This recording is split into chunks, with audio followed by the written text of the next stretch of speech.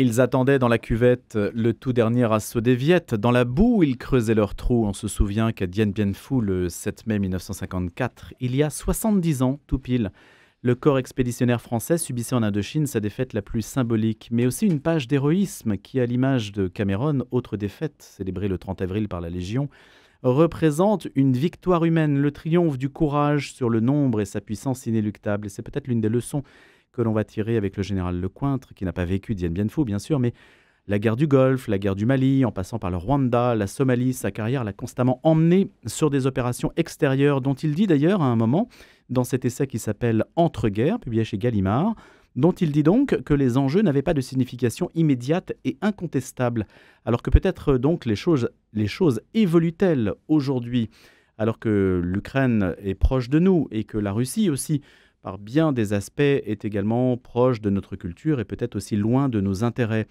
On va voir comment les choses se présentent aujourd'hui. Est-ce que la guerre change de visage à mesure qu'elle se rapproche? Bonjour, général François Lecointre. Bonjour, monsieur. Ancien chef d'état-major des armées, donc, et grand chancelier également de la Légion d'honneur, et donc entre-guerres. Titre un petit peu curieux, parce que généralement, entre les guerres, on fait plutôt la paix, normalement.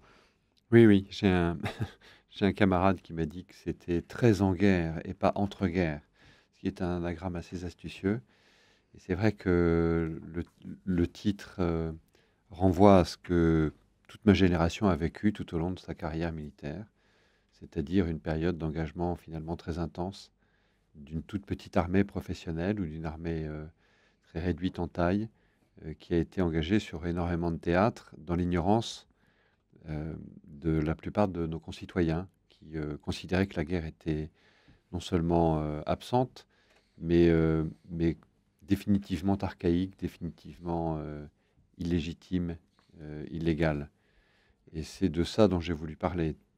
Témoigner de ça, témoigner de la difficulté qu'il y a à être engagé au combat, très souvent, quand en réalité notre société se considère, elle, comme en paix définitivement. Mais moins maintenant. Mais moins maintenant, parce qu'aujourd'hui, on revient à une prise de conscience, à mon avis, qu'on n'aurait jamais dû cesser d'avoir. Et donc ça, c'est plutôt une bonne évolution? La prise de conscience, elle me semble nécessaire. Je ne suis pas certain qu'elle soit absolument acquise. Parce qu'en réalité, le fait de considérer que la guerre est une possibilité ou une éventualité contraint à se réarmer ou à s'armer moralement et à ne pas perdre la conscience de ce que cet engagement, qui souvent malheureusement s'impose à nous, nécessite d'armement moral, de courage, de fraternité aussi. Donc je pense que cette conscience, elle est nécessaire, que c'est plutôt une bonne chose. Ça ne veut pas dire que le fait de devoir éventuellement faire la guerre est une bonne chose. Mais c'est des choses qu'on ne choisit pas, malheureusement. Quand je parlais de Dien Bien Phu, c'est donc un corps expéditionnaire qui rappelle l'histoire coloniale française, ainsi que d'ailleurs Cameron. Aujourd'hui, c'est presque indécent de parler de colonisation et d'histoire coloniale, non?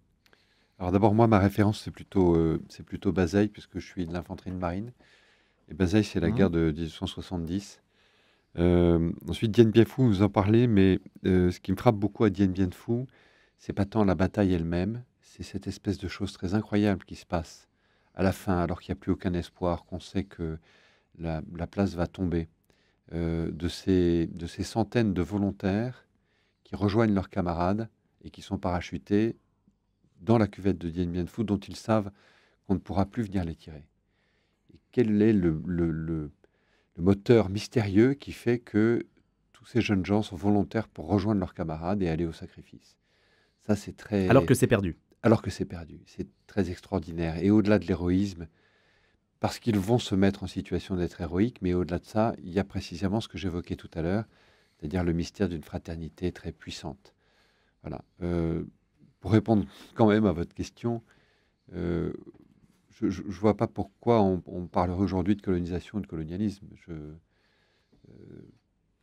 Les conflits et les guerres dans lesquels la France a été engagée, en tout cas quand moi j'étais en service et en activité, sont des conflits dans lesquels la France est allée faire ce qu'on appelle une défense de l'avant, au loin.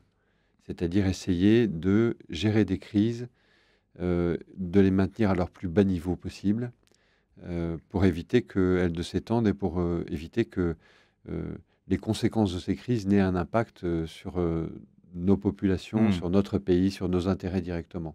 Et ça, finalement, c'était la constante depuis la Seconde Guerre mondiale, hein. Et ça a été la constante, oui, y compris d'ailleurs un petit peu pendant la guerre froide, mais pendant la guerre froide, la plupart de ces conflits ont été gelés. Mais vous avez raison, nous n'avions plus de menaces immédiates à nos portes à partir de la fin de la guerre froide. Et donc, à ce moment-là, effectivement, ces conflits qui se sont décongelés et qui faisaient courir des risques d'enchaînement possibles et avaient possiblement des conséquences sur notre prospérité, il fallait être capable de les gérer.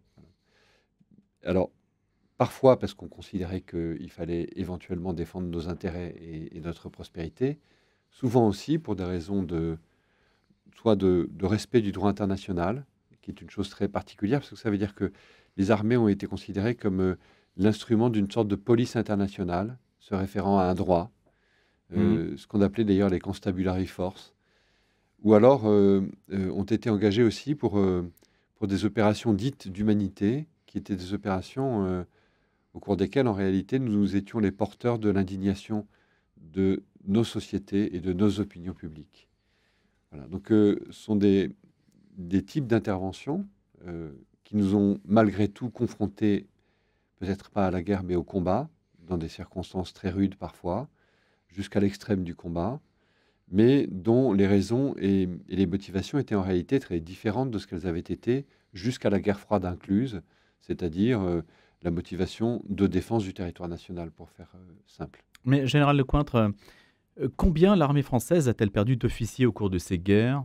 Je parle d'officiers, hein, au cours de ces guerres expéditionnaires. Finalement, très peu. Je pense que depuis la fin de la guerre froide, on a dû perdre 3 ou 4 officiers. Oui, Donc c'est dérisoire. oui, c'est très peu, mais de manière générale, Ce sont des guerres très sûres, finalement. le nombre d'hommes qui a été perdu, entre guillemets, n'est pas très important. Dieu merci, d'ailleurs. Ah, je ne dis pas le contraire, mais je dis simplement sur la capacité en fait à être exposé. Il y a eu l'Afghanistan, par exemple, quand il y a eu dans la vallée de la Kapisa Oui, une embuscade. l'embuscade Donc du ça, Sud, c'était mémorable avec la fameuse photo de Paris Match où le Taliban revêtait l'uniforme français. Ça, j'imagine que ça vous a scandalisé. oui, oui, enfin, ça m'a surtout beaucoup marqué. Oui, j'étais pas en Afghanistan, mais Voilà. effectivement, Mais en soi, cette exposition en fait des armées au feu, est-ce qu'elle a été si forte que ça?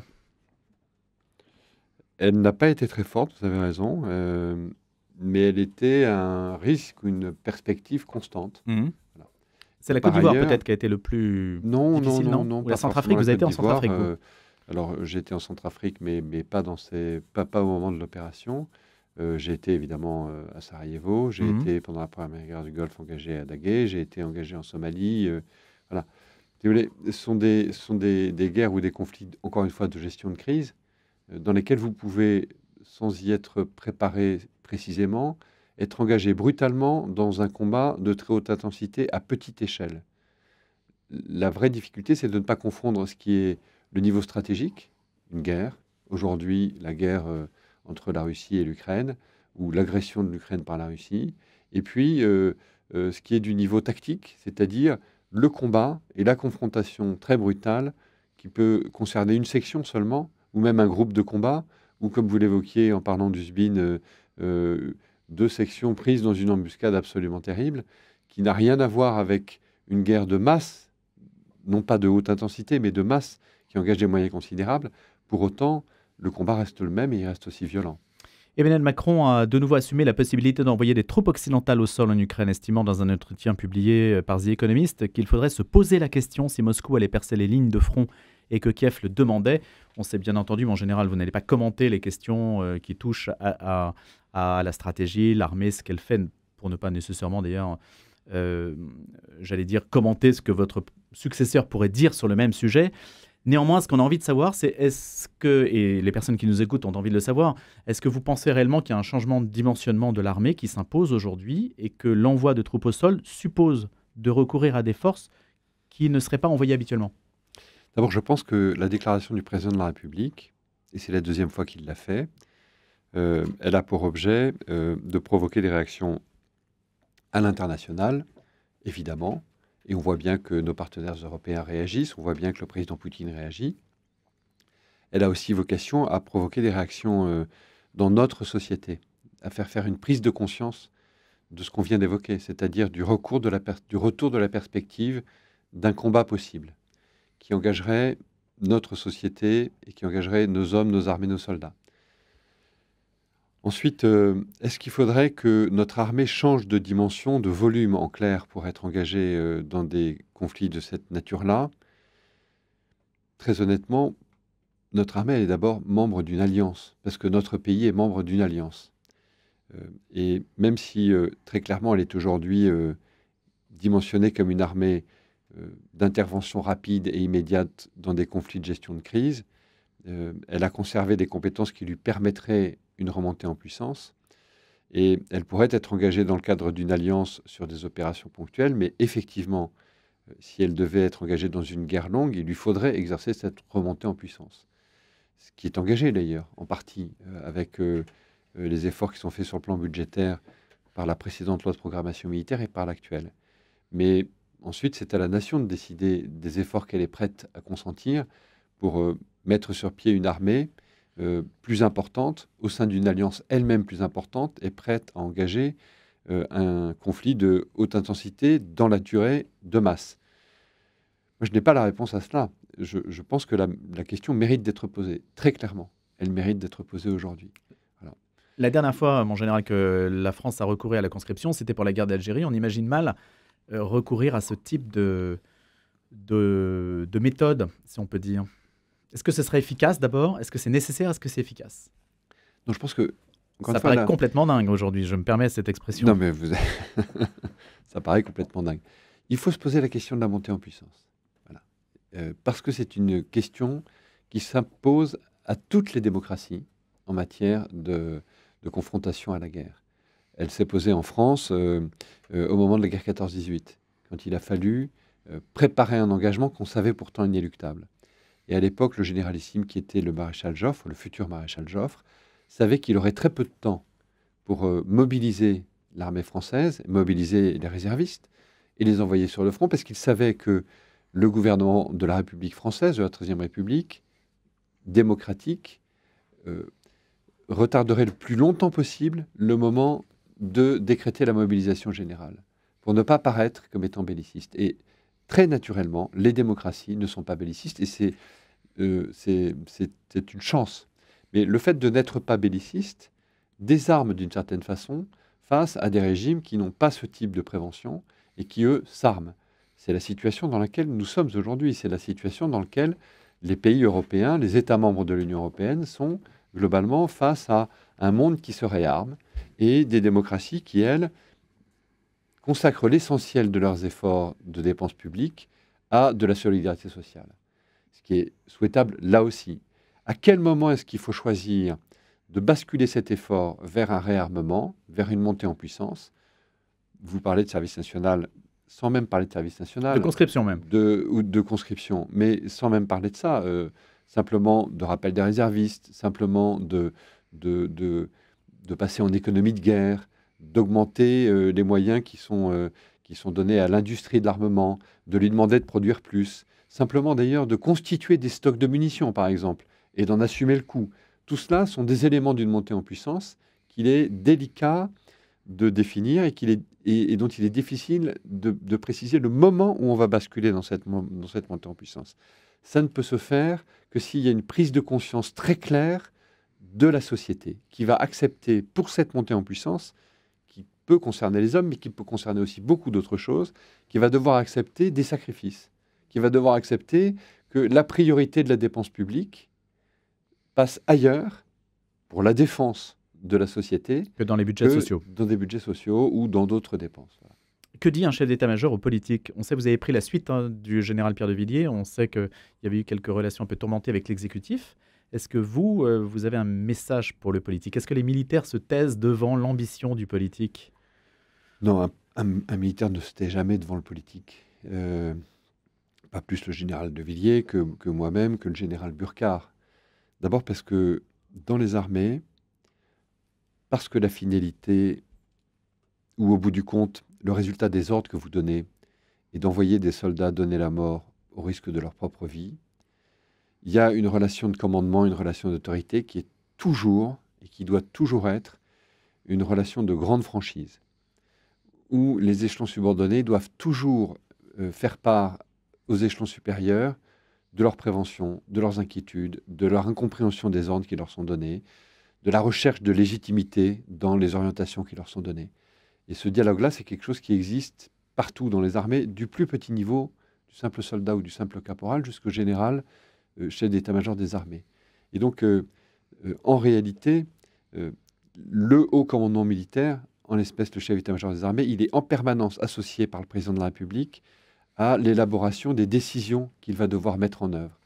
Et il ne le fait pas tout seul dans son coin face au président de la République, il le fait en s'appuyant sur un état-major qui prépare ces décisions qui vont être proposées au président de la République. Et cet état-major le fait en prenant en compte les gens qui sont sur le terrain et les initiatives que vont pouvoir ou que vont prendre ces gens. Voilà. Donc il y a un dialogue extrêmement fécond et constant, et souvent un dialogue qui peut être rude, parce qu'il va être un dialogue de contestation de certains éléments. Voilà. Et mais quand Emmanuel Macron dit troupe au sol, il obéit à un conseil de ses généraux, pour faire court, ou bien c'est lui qui emploie cette expression? Alors d'abord, c'est lui qui l'a employé, l'expression. Mais est-ce qu'on lui a ensuite, soufflé il n'obéit pas à ses généraux.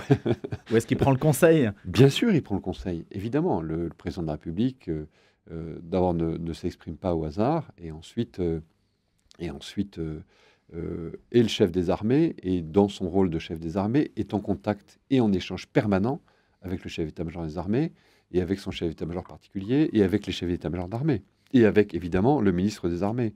Donc, ce n'est pas une décision solitaire, ce n'est pas une lubie, ce n'est pas brutalement en se levant le matin l'idée qu'on va pouvoir choquer en disant telle ou telle chose.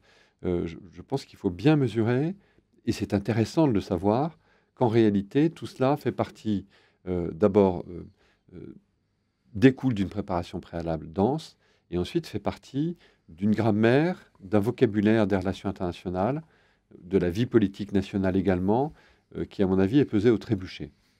Gérald Lecointre, une chaîne de télévision comparait deux types de jeunes aujourd'hui, ceux qui sont à Sciences Po et ceux qui sont à Saint-Cyr. Aujourd'hui, le monde politique sort de Sciences Po et il est très très très loin du type d'homme que l'on forme à Saint-Cyr.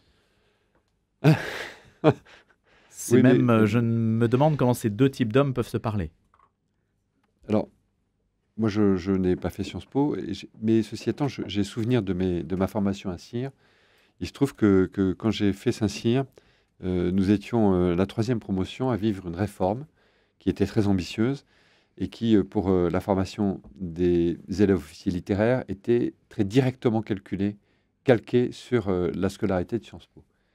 Et donc, contrairement à ce qu'on imagine, à Cyr, on apprend certes les bases du combat, les rudiments du combat d'infanterie ou du combat qu'on appelle toutes armes, mais on apprend aussi l'économie, le droit. Non, ça j'en suis persuadé, mais je parle du type d'homme. Alors, Ce que vous racontez en fait, ce que vous avez dit au début, le fait militaire qui est porté quand même par un esprit sacrificiel, forcément.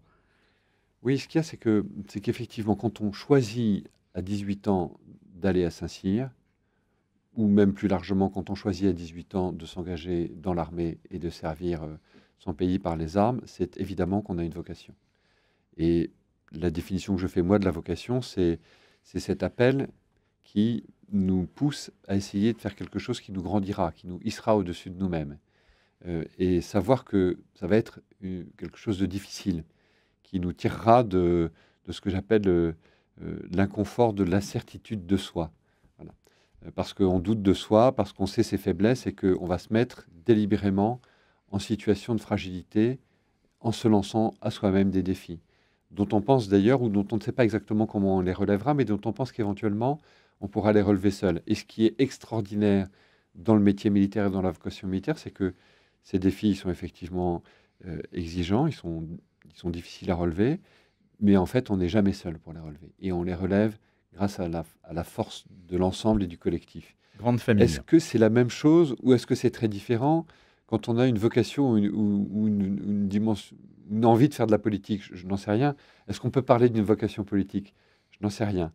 Mais ceci étant, ce que j'ai toujours vu, moi, dans mes fonctions, et en particulier quand j'ai été au cabinet du Premier ministre comme chef du cabinet militaire ou ensuite comme chef d'état-major des armées, c'est un personnel politique qui est très attentif à ce que disent les militaires, très respectueux des chefs militaires et très inquiet de savoir, parce que précisément ils n'ont plus la connaissance du fait militaire, parce que la fin du service national les a privés de cette expérience-là, ils sont très inquiets et très, très soucieux de comprendre et de savoir si leurs intuitions, leurs orientations vont être comprises et si elles pourront être traduites, et de comprendre précisément les effets de cette traduction sur la vie des soldats engagés sur le terrain. Général Lecointre, est-ce que la France se délite? Il y avait eu une pétition de militaires à la retraite. J'ai lu juste votre fiche Wikipédia, vous voyez, c'est juste sur votre fiche, hein. Et vous, vous étiez pour que les signataires... vous n'étiez pas d'accord avec les signataires de cette pétition? J'étais pas d'accord. Je ne me prononce pas sur le fond de ce que disent les signataires. Je considère en réalité, il s'agissait d'une pétition qui était essentiellement de nature politique et de politique partisane. Et ce que je considère comme absolument sacré, c'est le fait que les armées doivent conserver une absolue neutralité sur le plan politique. Les armées sont au service de la nation, de la République, du pays, de la patrie. Elles ne sont pas au service d'un bord politique. C'est la raison pour laquelle, d'ailleurs, j'ai choisi de quitter mes fonctions au bout de 4 ans de chef d'état-major des armées, et je m'en étais expliqué à l'époque, d'abord parce que j'avais atteint l'âge limite, et ensuite, même si j'aurais pu être prolongé, parce que je considérais qu'il ne fallait pas qu'il y ait correspondance exacte entre le mandat d'un chef d'état-major des armées et le mandat d'un président de la République. Parce que je suis farouchement attaché à cette neutralité politique des armées. Et je ferai tout pour essayer de la conserver. Voilà. Donc, c'est cela que j'ai reproché aux signataires de cette tribune. Et ce que j'ai demandé, c'est que si les gens souhaitaient s'exprimer, quelles que soient les conditions, ou en tout cas les orientations partisanes politiques qui soient les leurs, qu'ils le fassent sans mettre en avant leur grade, sans mettre en avant leur état de militaire. Et c'est ça que j'ai reproché. Pourquoi signer général un tel et pas monsieur un tel? J'ai même vu pire, j'ai vu un député qui a signé cette tribune, non pas en tant que député, alors qu'après tout, lui, il était clairement engagé dans une politique et dans le combat politique et dans un camp politique, et il l'assumait évidemment et naturellement, mais il l'a signé comme officier de réserve avec son grade d'officier de réserve, ce qui quand même est pour moi le comble absolu. Voilà. Jean Lecointre, une réponse rapide, s'il vous plaît. La Ve République a été fondée par un Saint-Cyrien, un militaire. La 6e pourrait l'être également? Vous savez aussi que le premier président de la République, de la Troisième République, a été un militaire, un Saint-Cyrien, puisque c'était MacMahon. Donc, non, je crois qu'aujourd'hui, les militaires sont très éloignés de la politique. Mais que s'ils peuvent s'y engager, encore une fois, en tant que citoyen, c'est une très bonne chose. J'ai un camarade qui aujourd'hui s'est lancé, comme avant lui, le général Morillon, dans une liste européenne. Il le fait en tant que citoyen. Je trouve ça parfaitement convenable. Et bien sûr, il n'est pas question que nous nous dérobions, chacun d'entre nous, mais c'est un engagement individuel et personnel à l'engagement politique et au travail que demande cet engagement politique. Merci beaucoup, mon général. Général François Lecointre, qui publiait chez Gallimard ce qu'on peut considérer comme étant des mémoires à la première personne. Entre-guerres, où on revisitera tous les combats qui ont été les vôtres, ancien chef d'état-major des armées. Et je précise aussi, grand chancelier de la Légion d'honneur. Merci beaucoup et à bientôt. Merci, monsieur.